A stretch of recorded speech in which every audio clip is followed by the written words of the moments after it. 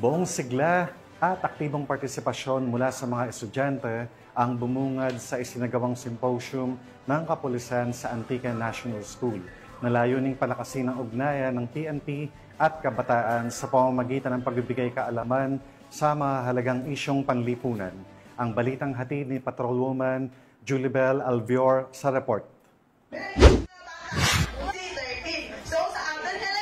Bilang bahagi ng pagdiriwang ng ika-30 Police Community Relations Month, matagumpay na nagsagawa ng malawakang symposium ang San Jose de Buenavista Municipal Police Station sa Antique National School. Ito lamang ika-10 ng Hulyo taong kasalukuyan. Tumalakay sa Anti-Photo and Video Voyeurism Act, Cybersecurity Awareness, Anti-Bullying, Anti-Rape Law at ang 12 Rights of Filipino Children sa ilalim ng pamumuno ni Police Major Renato G. Monreal II, Acting Chief of Police, pinangunahan ni Police Lieutenant Cheryl R. Sapenosa, Deputy Chief of Police, ang naturang aktibidad na may kalahok na 240 grade 7 learners mula sa mga section ng Snowdrop, Lotus, Primrose, Mandevilla, Nympia at Jasmine. Nais sa katuparan sa tulong ng Guidance and Values Education Department Facilitator ng paaralan sa ilalim ng kanilang Student Formation Program. Layunin ng seminar na ito na bigyan ng sapat na kaalaman ng mga kabataan upang maprotektahan ang kanilang sarili laban sa anumang uri ng pananamantala at paglabag sa kanilang karapatan. Patunay ng aktibong kampanya ng Philippine National Police